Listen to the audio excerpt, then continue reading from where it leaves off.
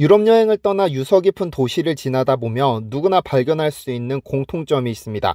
로마, 프라하, 이스탄불 등등 이름 있는 도시들은 죄다 구시가지와 신시가지가 존재한다는 점입니다.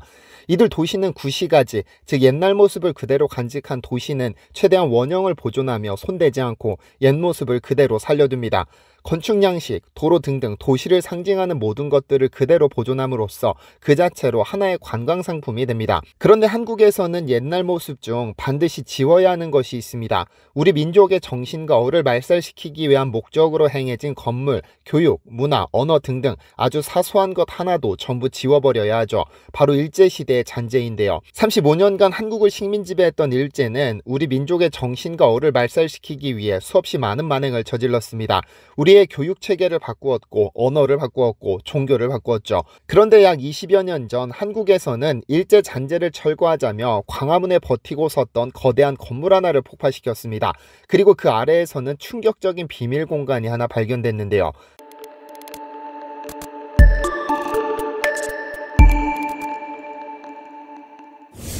안녕하세요, 디스멘터리입니다. 역대 정부 이래로 한일 관계는 늘 위기 관계였습니다. 그리고 그 중심에는 항상 과거사 문제가 있었죠. 각 대통령마다 타이르거나 어르거나 대화하는 등 다양한 방식으로 일본을 대했지만 역대 대통령 중 일본에 가장 강하게 대응했던 인물은 단연 김영삼 전 대통령입니다. 1995년 장쩌민 전 중국 주석과의 정상회담에서 김영삼 대통령은 일본의 버르장머리를 고쳐놓겠다는 발언으로 큰 파문의 중심에 섰습니다. 정상회담에 앞서 일본의 에토다 카미 총무청 장관이 한일 합방으로 일본이 좋은 일도 했다는 망언을 내놓은 직후였죠. 김 전 대통령의 이러한 발언을 두고 관방장관은 좀 더 절도 있는 발언을 해주기 바란다고 항의했지만 그는 절대 굽히지 않았습니다.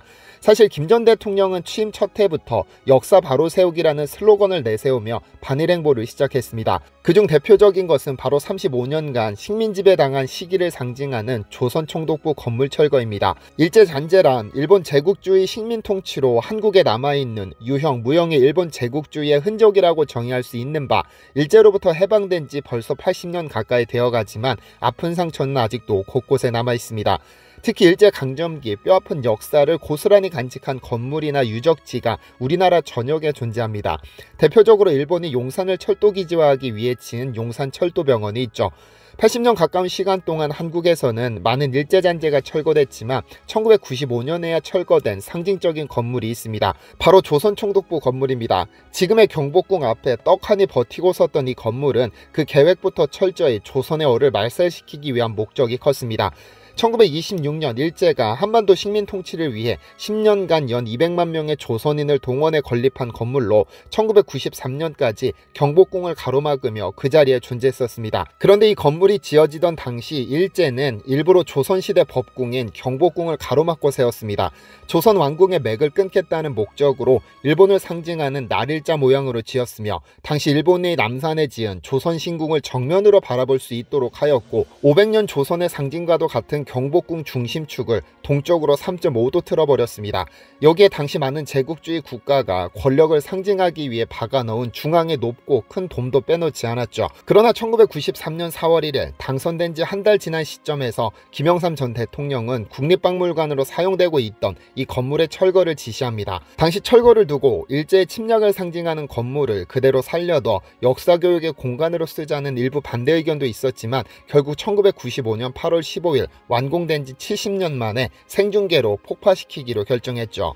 그런데 당시 조선 총독부 건물에 대한 철거 이야기가 나올 당시 일본 정부에서는 자신들이 모든 회수 비용을 부담할 테니 건물의 원형을 그대로 이전해달라는 입장을 전해왔습니다. 그러나 한국은 이를 단호히 거절하고는 중앙 첨탑을 천안으로 옮겨 조선 총독부 철거 부재 전시공원을 만들어버렸습니다. 약 1270평 규모의 이 전시공원에는 높이 8m, 무게 30톤의 첨탑 등 17종이 전시되어 있는데 이곳은 모든 전시물을 아무렇게나 던져놓듯 흩어져 있고 관리조차 되지 않습니다.